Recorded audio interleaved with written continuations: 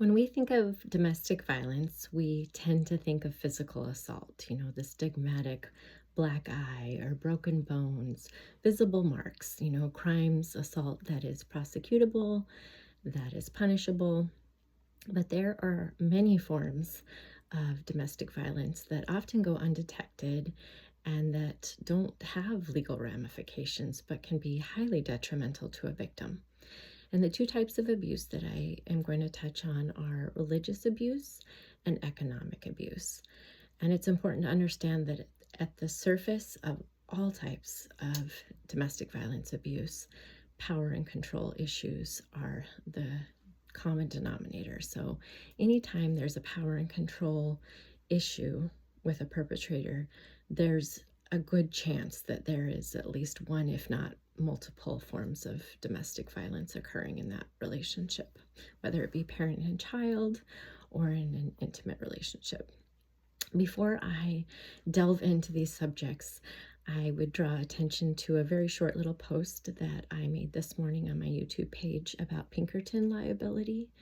And that is in regard to the latitude that prosecutors have in terms of those involved in the conspiracy to traffic a human. So if you have interest in that subject, I would encourage you to take a quick peek at that post just for a little knowledge on the subject.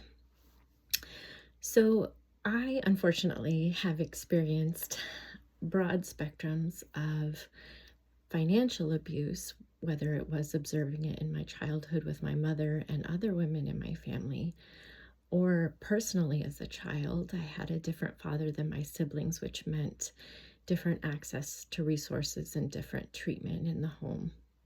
My mother often advocated for me, which led to a lot of marital conflict in their relationship, the more she sought to protect me.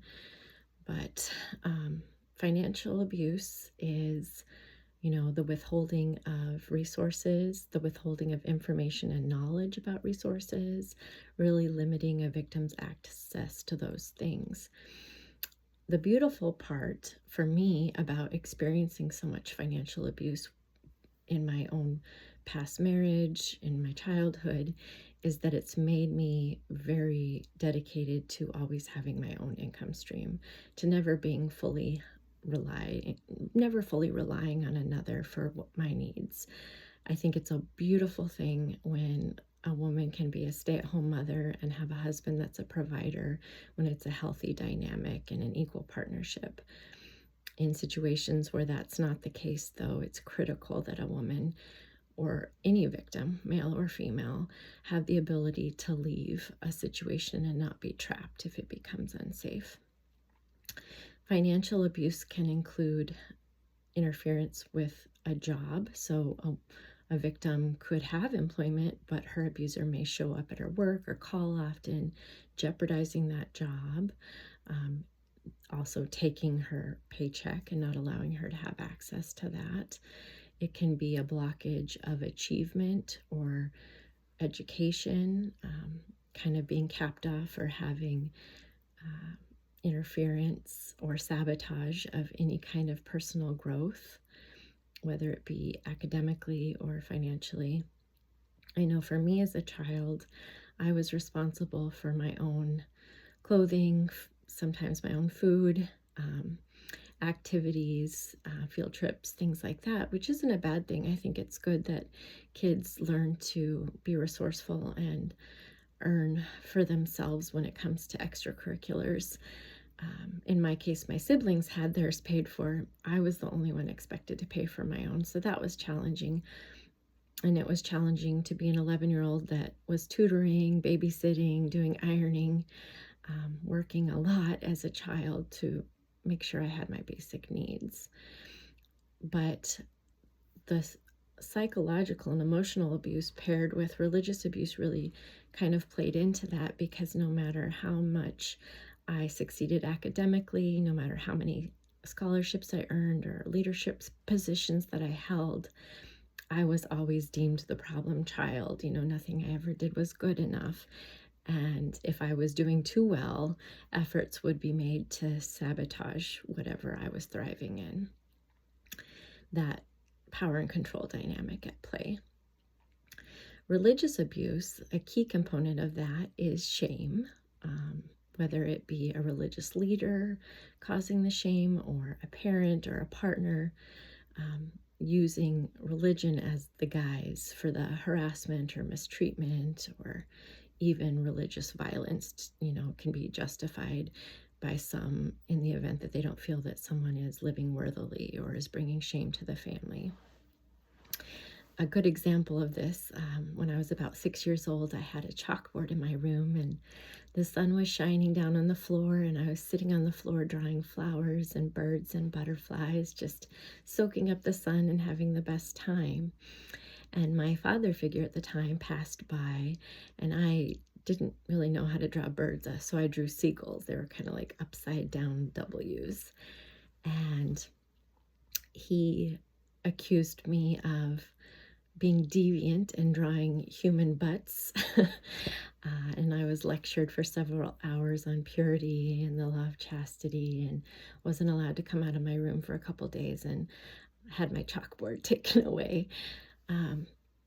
So that's the level of power and control that religion played in my life.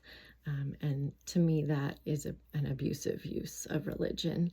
The irony also is this was on Sunday, so the Sabbath day, the faith I grew up in, we were taught to keep the Sabbath day holy. So in my home, what that meant was that after church, you could eat lunch, and then your choices were to write in your journal, read scriptures, or take a nap for the remainder of the day. We weren't allowed to go outside or interact with friends. The TV didn't come on, things like that. And so I was already in trouble for drawing on my chalkboard on the Sabbath day. And that's the level of control that I grew up in. And shame was always a component, no matter what I did, because I was othered from my siblings, marginalized as, this adopted child. I was the problem child. I was the black sheep. I was the scapegoat. No matter how successful I was in academics, no matter how many scholarships I was awarded, no matter how much I thrived in leadership positions, there was always fault found. And what's really interesting is here I am in my mid-40s, and I am dealing with significant financial abuse, economic abuse, by having resources withheld from me, great deception gone, lengths of deception gone to achieve that. And, having a parent sit back and watch me struggle while withholding these things from me. And it's very much how it's been my whole life. So it's ironic that it's been so hard to escape this type of power and control dynamic. In terms of religious abuse, I think it's important to touch on the perfectionism that's expected. I definitely could never do anything right.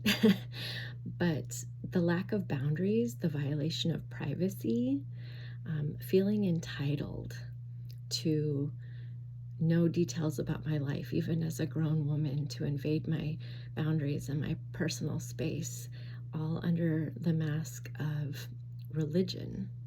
You're not living the religious guidelines, or you're not worthy enough.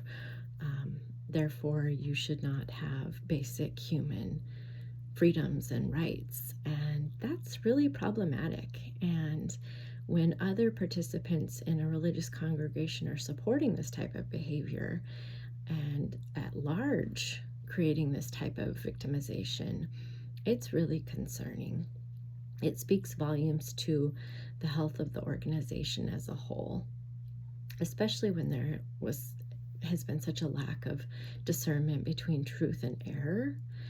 When that many people within a faith group are unable to decipher, it's quite dangerous.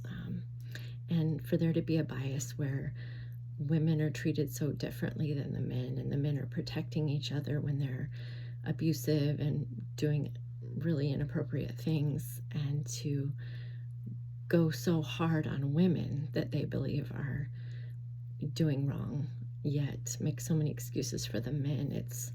It's kind of shocking for this day and age that we're still having that kind of problem. But I speak on these things because, you know, we've heard of situations where a victim's abuser will psychologically abuse them by withholding their pet or injuring their pet, the physical violence, the more obvious types of domestic violence. But the religious and economic components are really important to become educated on, especially those that are caseworkers, work in the judicial system, the legal system, because even though there may not be the same ability to proceed legally with these types of abuse, there's a good indicator that if any of these types of abuses are evident, there are others. They tend to go hand in hand. So the more knowledge we have, the more power we have. And as a community and the public, if we can recognize red flags and see when things aren't quite as they should be, we can do our part and, at large, make change when we're all aware of these kind of dynamics.